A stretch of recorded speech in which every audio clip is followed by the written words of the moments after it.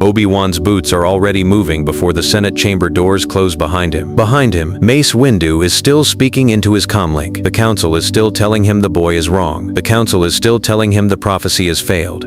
The council is still telling him Anakin Skywalker must die. Obi-Wan's boots keep moving. The corridor behind the Senate chamber is long, polished marble, the kind of surface that reflects every footstep in a perfect inverted echo. Obi-Wan's reflection walks backward faster than Obi-Wan walks forward. The reflection is trying to keep up with a decision Obi-Wan has not yet admitted he has made. His saber hilt is on his belt, right hip. He has not drawn it. He has not touched it since Mace told him to stay. Mace told him to stay on the ship, Padme's ship. Padme's ship is still docked. Padme is still on that ship. Padme is still pregnant with Anakin's children. Mace told him to stay. The council told him to stay. The Padawan learner who went by the name Anakin Skywalker, 22 years old, taller than Obi-Wan now, still needing his old master to call him by his first name, was sent to the Jedi Temple to tell Mace what he had seen, what the Chancellor was, what the dark side was doing behind the Republic's last wall. Mace did not stay on the ship. Mace went to confront the Chancellor. Mace took 3 other council members with him. Mace took a Shatterpoint lens with him. Mace took the weight of 4 sabers and the judgment of 1,000 generations of Jedi. Anakin was sent to the Jedi Temple. Mace did not say what Anakin would do at the temple. Mace did not say what Anakin had already begun doing at the temple. Mace did not say what younglings were now sleeping in the initiate hall, with their small heads on small pillows and their small hands folded in the shape Obi-Wan had taught them to fold small hands in when small hands are praying. Obi-Wan knows. Obi-Wan has known for 2 standard hours. The moment Anakin's location signature stopped at the Jedi Temple, and the moment Obi-Wan stopped receiving heartbeat telemetry from the initiate hall, Obi-Wan knew. Telemetry does not lie. Telemetry does not want to lie. Telemetry is data, and data does not do what data's owner wishes data would do. 14 signals. Initiate hall. Gone in 2 minutes. Obi-Wan's left hand is on the wall. His right hand is on his belt. His saber is between his 2 hands. He has not drawn it. He does not need to draw it to know what is on the other side of this corridor. The hangar, the private ships of the Jedi Diplomatic Corps, the ships that are not yet locked down by the new Imperial controls the Chancellor, the Emperor, has not yet had time to seal. Obi-Wan is faster than the new bureaucracy. Obi-Wan will be in the air before Palpatine's secretary finishes the form that locks the diplomatic hangars. The hangar doors part. The air smells like coolant and recycled oxygen. The diplomatic shuttle Padme arrived in is still docked 2 slips down. The diplomatic shuttle Padme arrived in has a hyperdrive. The diplomatic shuttle Padme arrived in is the ship Obi-Wan is walking toward because Obi-Wan has decided that Anakin Skywalker is more important than 4 council members and a chancellor who might already be dead. Anakin Skywalker is more important.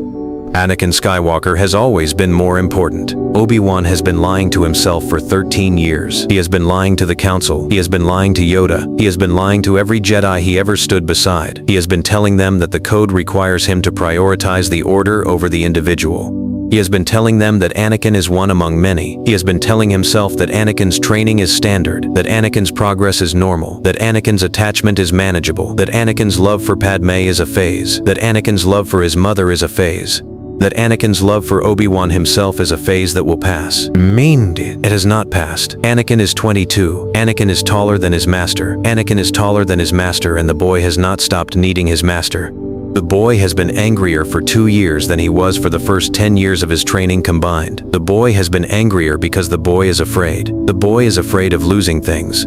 The boy has been afraid of losing things since the day he watched his mother die in his arms on a moisture farm he could not save her from. The boy is afraid of losing Obi-Wan. The boy is afraid of losing Padme. The boy is afraid of losing the children he has not yet met. The boy is afraid.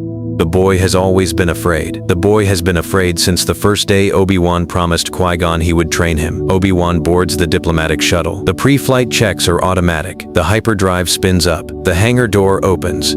The sky over Coruscant is orange with breaking atmospheric traffic, and it is starting to rain, the kind of rain that Coruscant only rains when the Senate is in crisis. The rain is warm. The rain tastes like copper. Obi-Wan lifts off. Obi-Wan points the nose of the diplomatic shuttle down through the atmospheric lanes, through the gray rain, through the cloud bank that hides the planet's surface from the Senate's observation windows, through orbital traffic control that is still doing what orbital traffic control was doing 5 minutes before the Empire was declared, through the cold black where the hyperdrive ring begins. Mustafar. Anakin is on Mustafar. Padme is on her way to Mustafar. Padme's ship left Coruscant 10 minutes behind Obi-Wan. Padme is pregnant. Padme does not know what is happening to Anakin. Padme thinks Anakin has simply gone to confer with the Separatist leaders. Padme does not know that Anakin has killed younglings.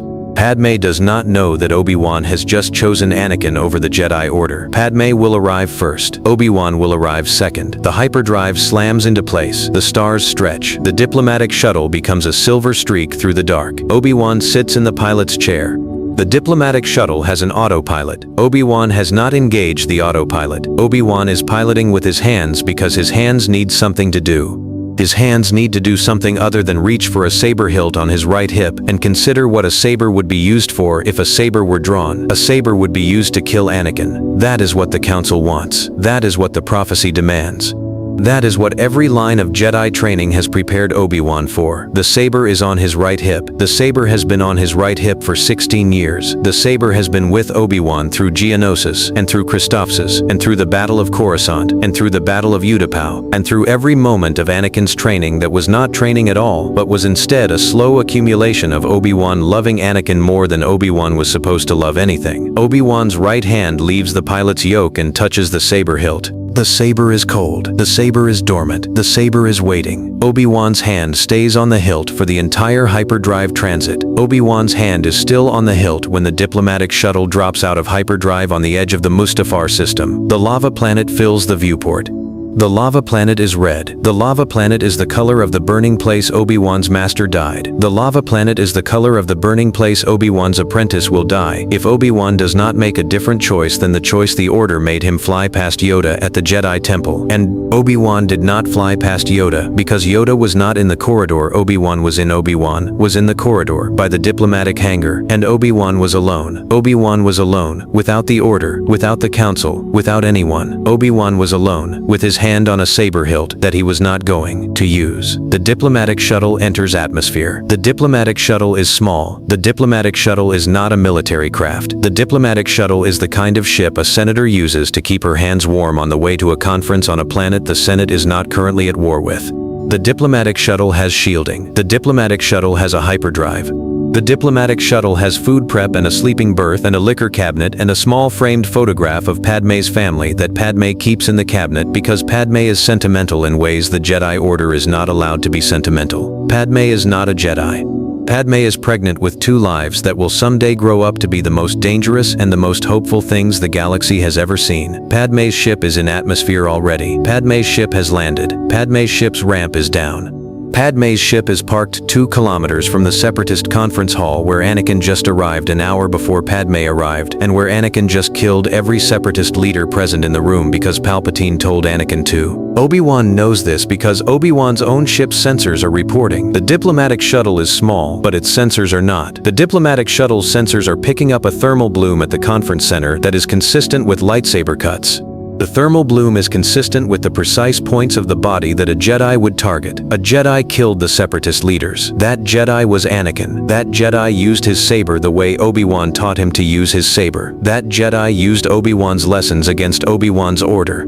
That Jedi used Obi-Wan's trust against Obi-Wan's code. Obi-Wan lands the diplomatic shuttle 200 meters from Padme's ship. The ramp lowers. The air on Mustafar is dry and hot and tastes like sulfur. The ground is black volcanic rock.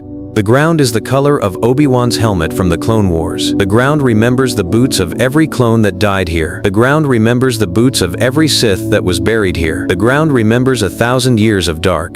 Anakin is here. Anakin is doing what Anakin was sent here to do. Anakin is doing the dark work that the Chancellor, the Emperor, assigned to him because the Emperor knows how to use Anakin's loyalty the way a leash uses a hound's neck. Obi-Wan walks toward the conference hall. Obi-Wan walks because running would be faster, and Obi-Wan does not want to be fast right now. Obi-Wan wants to be deliberate. Obi-Wan wants every step he takes to be a step Obi-Wan has chosen to take. Poor. Padme is in the conference hall. Padme is on the floor. Padme is on the floor because Anakin just used the Force to lift her by the throat. Padme is on the floor because Anakin just used the power Obi-Wan taught him to be careful with.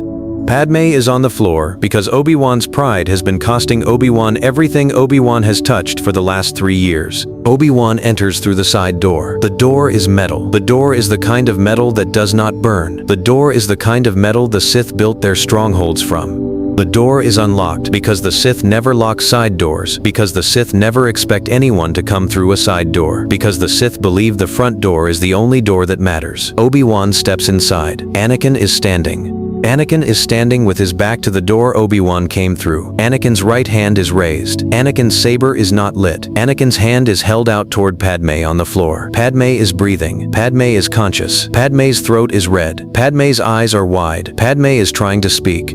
Anakin is too afraid to listen. Obi-Wan does not draw his saber. Obi-Wan's right hand is on the hilt, and Obi-Wan does not draw the saber. Obi-Wan takes his hand off the saber. Obi-Wan holds both hands at his sides. Obi-Wan stands in the doorway, and he holds his hands open. Unayan Fontrin. Anakin's head turns.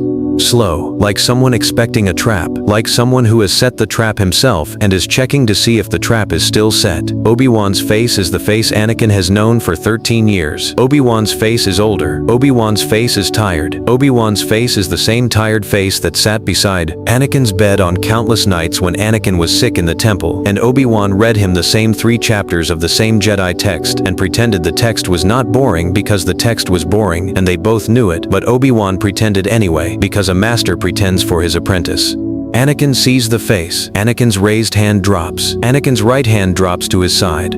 You are not here to take me back, Anakin says. Not a question, a statement. A statement that already knows the answer. A statement that wants to be true. Obi-Wan steps forward. 1 step. I am not here to take you back, Obi-Wan says. His voice is his voice. His voice is the voice that has always been his voice. His voice is tired and old, and has just broken every rule the Order ever gave Obi-Wan, and Obi-Wan does not care. Anakin's hand rises again, palms open. The question is on Anakin's face. The question is the same question Obi-Wan has been answering wrong for 13 years. The question is, am I more important than the Order? The question has always been on Anakin's face. The question has always been answered no. Obi-Wan's mouth opens. Obi-Wan is going to say something. Padme's voice comes from the floor first. You came, Padme whispers. Her voice is breath and broken syllables. Her voice is the voice of a woman who is pregnant and who has just been force-choked by the man who loves her. Her voice is the voice of a woman who is watching Obi-Wan Kenobi walk through a side door with both hands empty and no saber drawn, and her voice is the voice of a woman who is older in this moment than any Jedi she has ever known. Obi-Wan crosses the room. Obi-Wan kneels beside Padme. Obi-Wan's left arm goes under Padme's shoulders. Obi-Wan lifts her gently. Obi-Wan carries her toward the side door. Anakin does not stop him. Anakin's hand is still raised. Anakin's hand is still palms open. Anakin's hand is the question. Obi-Wan is the answer. Obi-Wan reaches the door.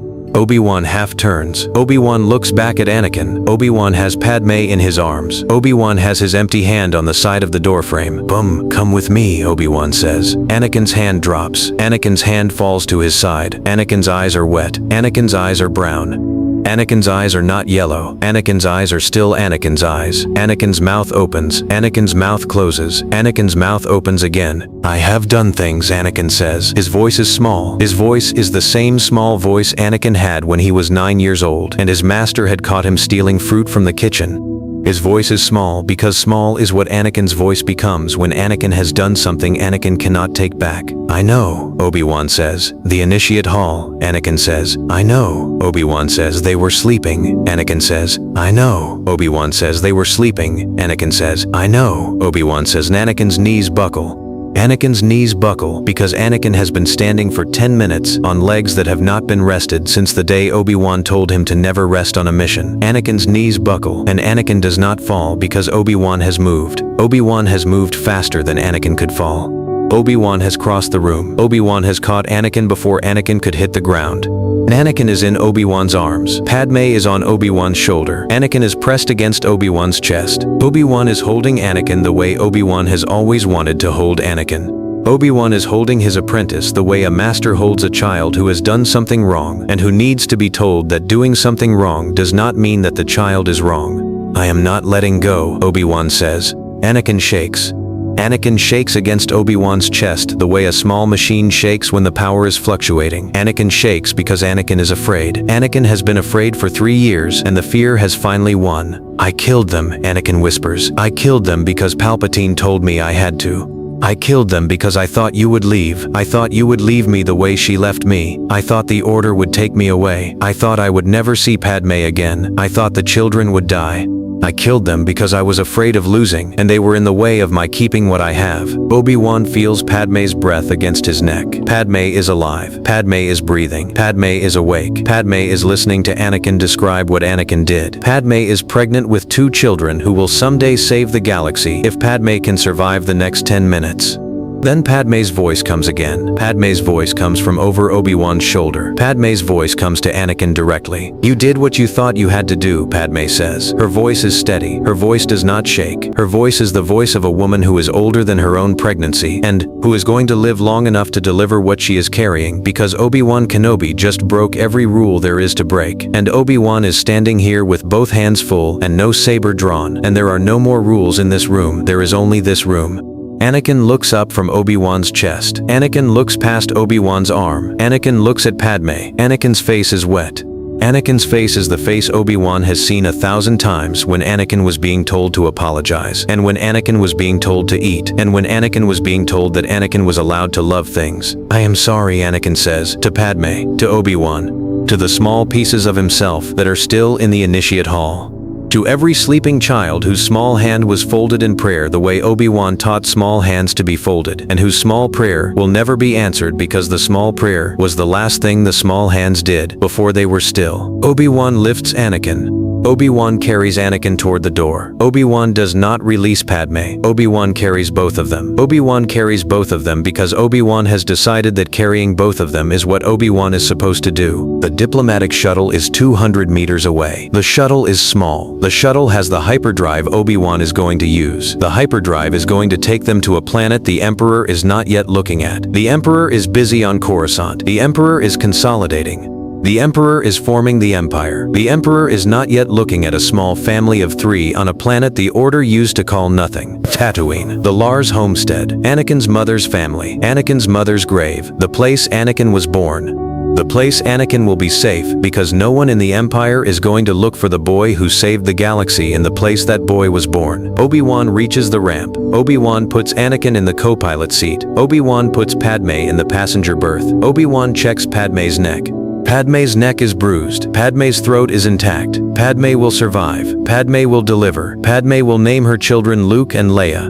Padme will be killed by the pressure of grief before Luke is 2 years old, and Obi-Wan cannot save Padme from this. Obi-Wan knows this. Obi-Wan cannot save every person Obi-Wan loves. Obi-Wan can save this one. Obi-Wan is saving this one right now. Obi-Wan lifts off. Obi-Wan points the diplomatic shuttle up. The shuttle climbs. The shuttle hits the upper atmosphere. The shuttle clears the gravitational well. The hyperdrive ring begins to spin. Obi-Wan sits in the pilot's chair. Anakin is in the co-pilot seat. Padme is sleeping in the berth. Padme's hand is on Anakin's knee. Anakin's hand is on Padme's hand. Their hands are touching. Their hands have been forbidden to touch by every rule the Order ever taught Obi-Wan, and Obi-Wan is allowing the hands to touch because Obi-Wan is no longer following orders. Obi-Wan is following the breath of the man he has raised from a boy and who has always deserved to love what he loves. Anakin speaks. Anakin's voice is hoarse. Anakin's voice is small. Master, Anakin says.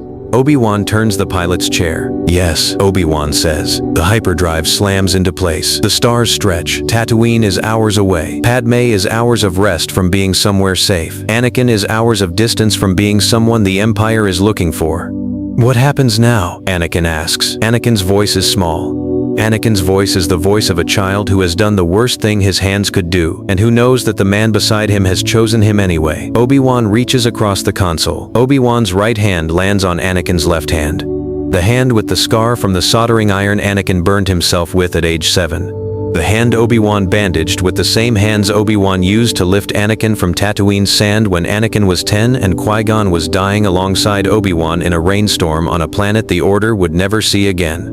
What happens now? Obi-Wan says, his voice quiet, his voice tired, his voice the same tired voice that has been Obi-Wan's voice for as long as Anakin has known him. Is you and your wife and your children and your mother's family and the rest of your life. Anakin's hand turns over under Obi-Wan's hand. Anakin's palm opens. Anakin's fingers close around Obi-Wan's fingers. Anakin holds on. I will not let go, Anakin says. The first true promise the boy has ever made. The first true promise that does not require him to let go of something. Neither will I, Obi-Wan says. The diplomatic shuttle slides into the blue blur of hyperspace. The diplomatic shuttle is small. The diplomatic shuttle is carrying 3 people who were supposed to die on this day. The diplomatic shuttle is carrying a man who is not going to die on this day. The diplomatic shuttle is carrying a man who has chosen his apprentice over the order and who will be punished for this, and who does not care about the punishment because the punishment is the price of having Anakin Skywalker alive in the galaxy on a day when the galaxy wanted Anakin Skywalker dead. The diplomatic shuttle carries a pregnant woman who is going to deliver 2 children who will save the galaxy. The diplomatic shuttle carries a boy who has just decided that love is allowed. The diplomatic shuttle carries a man who has just decided that the code is allowed to be wrong. The diplomatic shuttle carries them away from a burning planet, toward a sand planet, toward an uncertain life, toward a future where nothing is settled and everything is possible, and no Jedi has ever lived this way before, and no Jedi has ever needed to live this way before, and Obi-Wan does not need anyone else to have done it for him to know that the right thing is sometimes the thing no one has done before.